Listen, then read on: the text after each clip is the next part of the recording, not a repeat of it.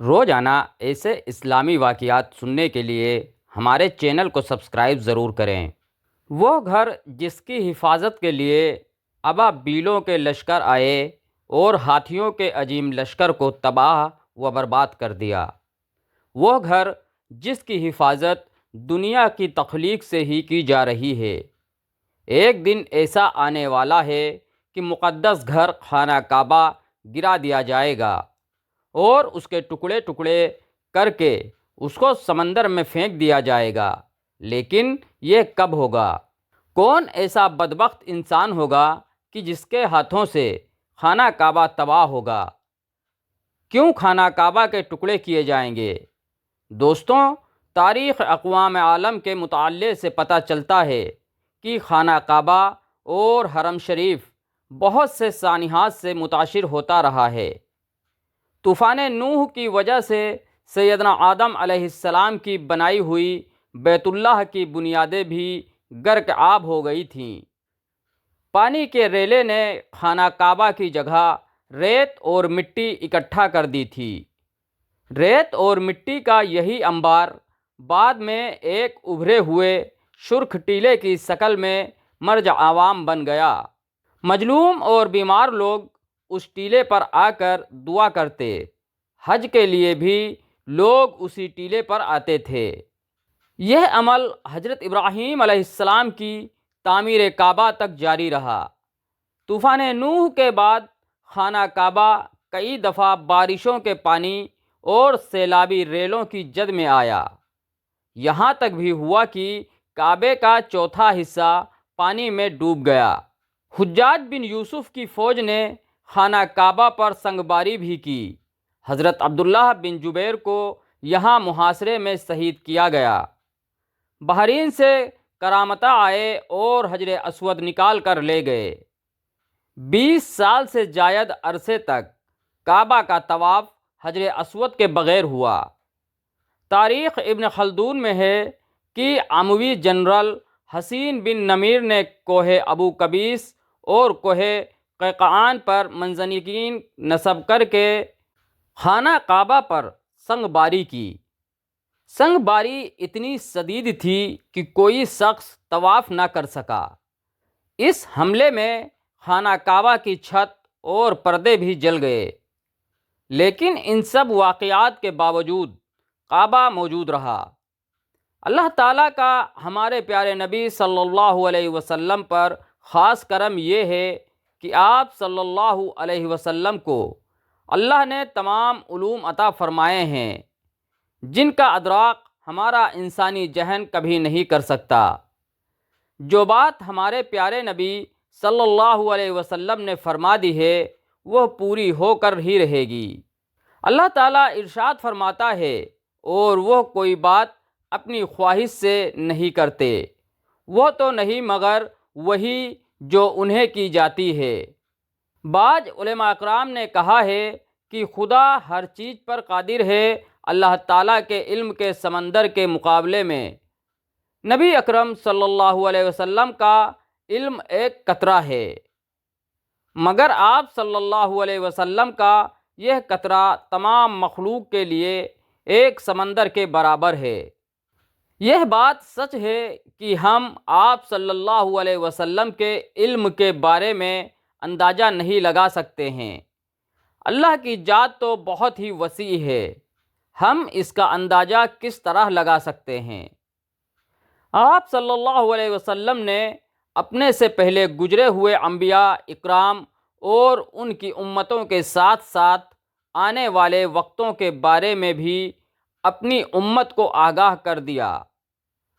اکثر علماء اکرام کا کہنا ہے کہ جب قیامت قریب آنے والی ہوگی تو خانہ کعبہ کو گرائے جانے کا قصہ پیش آئے گا۔ جن لوگوں کو اس کے بارے میں علم ہے وہ اس کے بارے میں حدیث مبارکہ کی روشنی میں بتاتے ہیں کہ خانہ کعبہ اللہ کی نشانیوں میں سے ایک عظیم الشان نشانی ہے۔ جب تک کعبہ قائم ہے اس وقت تک دنیا بھی قائم و دائم رہے گی۔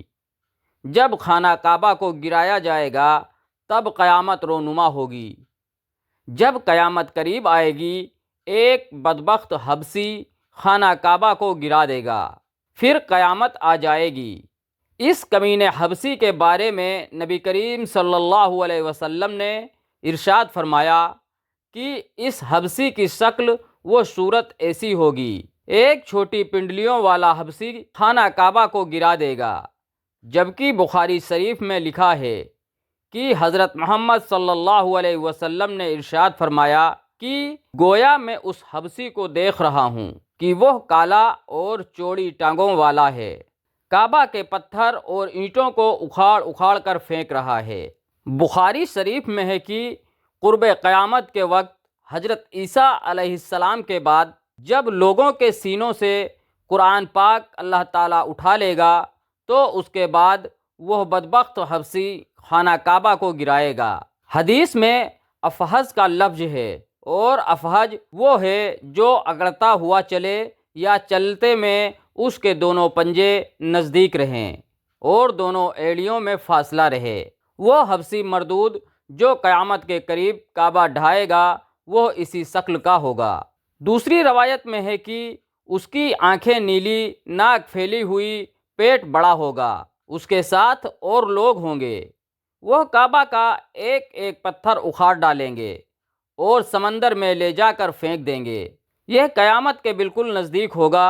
یہاں یہ بات بھی ذہن میں رکھنی ہوگی کہ ان قیامت کی نشانیوں سے متعلق روایات میں چند ایک معاملات و شخصیات کو چھوڑ کر ان کا وقوع ہونے کا وقت، حالات، شخصیات و اقوام عالم کا معاملہ کافی مبہم ہے اور واضح نہیں ہے کہ اس پر کوئی اپنی رائے دی جا سکے کہ کب کون کیسے خروج کرے گا وغیرہ وغیرہ۔ آج کل کے سیاسی تناظر میں لوگ اکثر، علماء اکرام بھی یہی سمجھ رہے ہیں کہ بس قیامت صرف چند سالوں یا دہائیوں میں آنے والی ہے۔ کعبہ اور مسجد نبوی کو یمن یا ایران کے جنگجو تباہ کر دیں گے یا خود زمین میں دھس جائیں گے۔ آئندہ چند سالوں میں امام مہدی اور حضرت عیسیٰ علیہ السلام کا نزول ہو جائے گا۔ برموڈا ٹرائنگل سے دجال نمودار ہو جائے گا اور فتنہ پھیلائے گا۔ یہودیوں، عیسائیوں اور مسلمانوں کی آپس میں جنگ ہوگی جو بس چند دن کی دوری پر ہے وغیرہ وغیرہ۔ دوستوں، حقیقت یہ ہے کہ یہ سب قیاس آرائیاں سادہ لوح عوام الناس کو محفوظ کرنے اور عمل و جہاد سے دور کرنے کے لیے کی جاتی ہیں۔ اگر گہری نگاہ سے دیکھا جائے تو بڑے بڑے فتنے تو کئی صدیوں پہلے سے ہی رونما ہونے شروع ہو گئے تھے۔ کتنے ہی لوگوں نے مہدی ہونے کا ڈرامہ رچا، کتنی ہی دفعہ مسلمان اور یہود و نصارہ میں بڑی جنگیں ہوئیں، کتنی مرتبہ قبلہ اول فتح ہوا، کتنی مرتبہ قبلہ اول پر یہودیوں کا قبضہ رہا، کتنی مرتبہ دجال نما انسان پیدا ہوئے، لیکن ان کا ذکر قرب قیامت کے سلسلے میں نہیں ہوتا۔ صرف 20ویں 21ویں صدی کے سیاسی معاملات و واقعات کو ہی قرب قیامت سمجھ لیا گیا ہے، جبکہ نبی کریم صلی اللہ علیہ وسلم کے ایک فرمان کے مطابق آپ کی وفات کے بعد کا سارا زمانہ قرب قیامت ہی ہے، چاہے کتنی صدیاں بیت جائیں۔ لہٰذا علماء اکرام کو چاہیے کہ آج کل کے سیاسی پروپیگنڈا سے متاثر ہو کر ان عوام الناس کو محفوظ کرنے کے بجائے ان کو نیک اعمال و جہاد فی سبیل اللہ کی ترغیب دیں۔ اللہ پاک کہنے سننے سے زیادہ عمل کرنے کی توفیق دے۔ واللہ عالم، جزاکم اللہ خیر۔